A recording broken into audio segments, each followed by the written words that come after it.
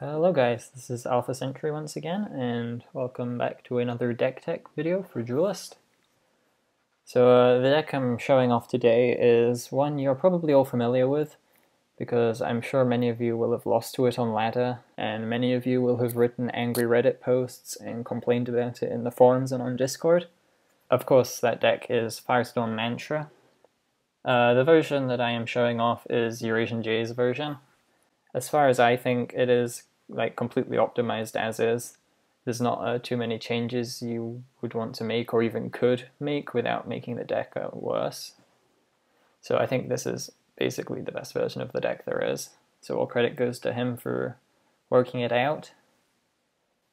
So I hear a lot of people, particularly people who don't play the deck, think that all you have to do to win with Mantra is do nothing all game, replace for combo pieces, and then on 6 or 8 mana just kill your opponent by playing all the cards in your hand. And I think that is, for the most part, untrue. If you want to have a high win rate with Mantra, you have to be a very good pilot, and there's a lot of complex decision making goes into it. It's actually one of the more difficult, or perhaps the most difficult deck to pilot in the current meta. And for good reason. Looking at it, it's not like any other deck in the game. We run 6 minions, and none of them are really solid minions on their own. They go towards their game plan of winning with a shit ton of spells. It is a fairly expensive deck to play, but if you have the means, I would definitely recommend trying it out, because by learning this deck myself, it teaches you to think in a whole completely different way. So the Firestorm Mantra deck is a mix of 3 traditional deck archetypes, a combo deck, a burn deck, and a control deck. And some of the skill for piloting the deck well is knowing how much to rely on each of these aspects in the different matchups that you play.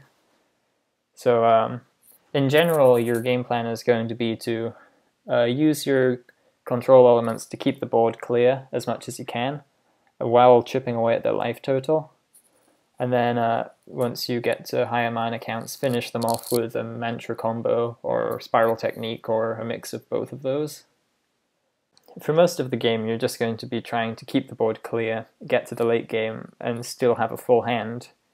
And you're going to want to be constantly looking for either the pieces for the combo if you're building up to a big combo, or just key cards in the matchup. It does require a fair bit of matchup knowledge and knowledge of the meta and what cards you're expecting people to play, because it is a very reactive deck for the most part, so you need to know what to expect so that you have the answers ready.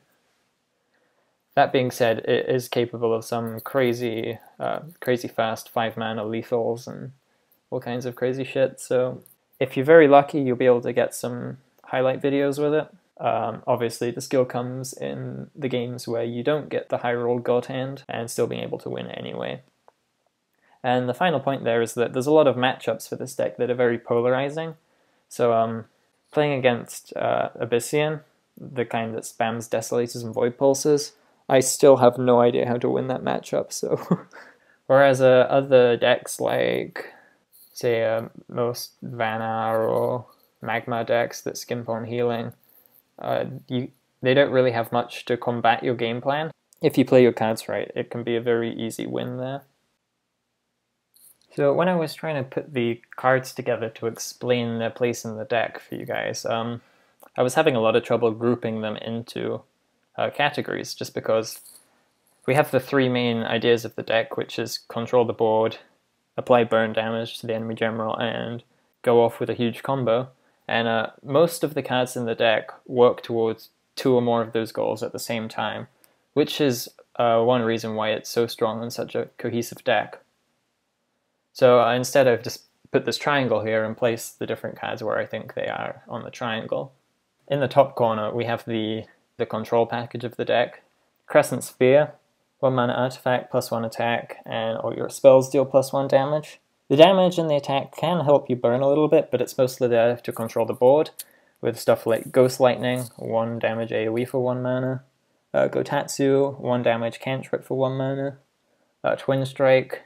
So all of those spells greatly benefit from Spear, just letting you take out bigger stuff with them. Gotatsu and Twin Strike in particular are great because they help you control the board while also keeping your hand size full, which is another big thing with this deck, because if you have no cards in your hand, you can't combo. The OBS sitting on top there, Onyx Bear Seal, is a very good card in this deck because for the most part, the 0-2 Panda isn't going to interfere with your game plan at all. It's going to be your answer for most big threats. So that's going to be the main control package. Also, in the same kind of camp as Spear there, as a cross between Control and Burn, we have Phoenix Fire and Cobra Strike. So Phoenix Fire is obviously a Songhai staple, and this is the deck to really make it shine. With a Spear, 2 mana, 4 damage is awesome. 2 mana, 3 damage is still great. It's just basically all around a good card, multi-purpose. It does everything this deck wants to do. And especially if you can discount it with Adjudicator and then throw it into one of your combos that can represent a lot of extra damage. Cobra Strike, also a very good card for this deck because it's basically cast a Phoenix Fire on a minion, cast a Phoenix Fire on your opponent's face. So control the board and apply burn damage. Does both of those things for one card. So often you'll be able to play this on curve just to take out some medium-sized threat, and especially with Spear, apply some damage at the same time. Because you might not think 3 damage to the face is much, but say you play 2 of these in a game and your opponent's on 19, and then that is a lot easier to kill them from than say 25. So the 3 damage really adds up. We'll jump right down to the bottom burn corner with a Blood Rage Mask there. For the most part, you're going to be playing a lot of spells, so your Blood Rage Mask is going to get a lot of value. It's really matchup dependent. Some matchups you'll want to just equip Mask and then let it chip on, 3-4 damage over the course of a few turns. Whereas other ones you want to replace it because it does eat away at your hand size, and if it gets answered easily, then there wasn't too much point in playing it. But for the matchups where they can't remove it, it is absolutely fantastic, and you can win games just off of Blood Rage Mask. It's also the deck's answer to artifacts. So if you expect they're playing artifacts, just search for one of these, don't equip it, and then wait until they play their artifact, and then just burn it off and make them feel bad. Looking down more towards the combo corner, obviously Firestorm Mantra, the card the deck is built around. That's going to be the main tool in a lot of your combos. Not necessarily all of them, but a lot of them.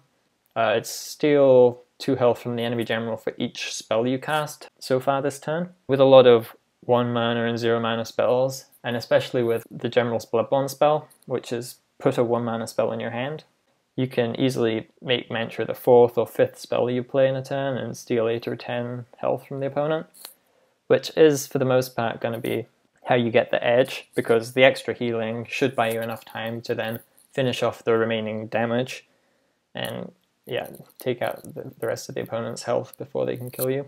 8 gates, pretty much as close to the center as you can get. Yeah, it's a fantastic combo tool because it makes all your Phoenix Fires deal 5 damage, it makes your Rocks deal 3, it adds 2 onto Mantra. So if you can discount a bunch of those cards, 8 gates can really shine and lead to some of the absolutely huge damage Mantra combos that you see posted around on Reddit a lot and people get salty about. It also goes well with the control package. And I know Flying Vet has fallen out of favor now, but it is still a good deck. Stuff like that where they just play a ton of maybe 3 health, 4 health minions. 8 gates is going to be your best way of answering those with something like an 8 gates Ghost Lightning, 8 gates Twin Strike. It even buffs your Gotatsu up to 3 damage, so it can be a great tool for controlling the board. And as well, worst comes to worst, it's a 2 damage burn spell with when you play it with another one, and it often represents a lot more burn damage than that. That said, it can be somewhat situational, so don't be afraid to replace 8 gates in the early game. The last 3 cards down there in the combo corner, Mana Vortex. In most situations, it's going to be a terrible, terrible card to play because it just goes -1 on your hand size for very little effect. But in your huge Mantra turns, it can help you squeeze in an extra spell, and then so you've essentially played 2 spells for 0 mana. So it lets your mantra combos get much bigger at much lower mana, which is fantastic. Rockadoptera, 2/3 3-mana opening gambit. Put a 0-mana Boulder Hurl in your hand, which deals 1 damage.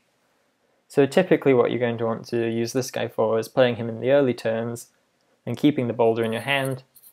He basically cantrips, so you keep your hand size full. And then you can save the boulder for comboing with Mantra or comboing with 8 gates. And Adjudicator as well, probably another one of the key cards of the deck. Because if you're planning to go for a huge Mantra combo, which you probably should in most matchups, you're going to want to play at least one of these guys. And if you can hit Mantra, that's good. If you can hit Mantra and a few other spells that you can play on the same turn as Mantra, then that's just fantastic. And you can have a huge Mantra turn way earlier than you would otherwise be able to. Yeah, he's really what allows the deck to kill people from very high health in the early game. Because if you play 2 Adjudicators and you have a full hand, there's a ton of stuff that you can do. So between Adjudicator and 8 gates, basically the total damage you can do from a combo is not bounded. You can do 25, it's happened. And then the final card in the deck is the Spiral Technique down there in the burn side. So a lot of games, well, most games you're going to be going at least up to 8 mana. And a lot of games you're going to play a Mantra, like kind of in the mid game, heal back a lot of health, maybe clear the board, deal some burn damage to the opponent, and then they're often left around the 8 damage threshold. And if you just blew your whole hand in a Mantra combo, it's very important to close out the game as quickly as possible. Spiral is always going to be the card you're looking to top deck in those situations. The control side of the deck means that you can go to the high mana quite often, and a lot of games are just won by Spiral naturally, and I've even won some games playing double Spiral on the opponent. Only 2 in the deck. There is definitely an argument for running 3, if the deck space allows it. So that's the deck. It's worth noting that this is just my playstyle with it, and I know Jay has a completely different playstyle, and other Mantra players as well. You can play it how you like, and often it's very hard to know the correct line of play in some situations. It takes a lot of practice, and everyone develops their own playstyle. So yeah, try it out, win some games with it, lose some games with it. It's very hard to pick up, and it's very hard to play, but it's very rewarding when you do. And spread the cancer. That's going to be it for this video, I think, guys. Part 2 should be out immediately, where I will play some games with the deck, and let me know what you think of the style of video, and hopefully I will be making more. See you later, guys.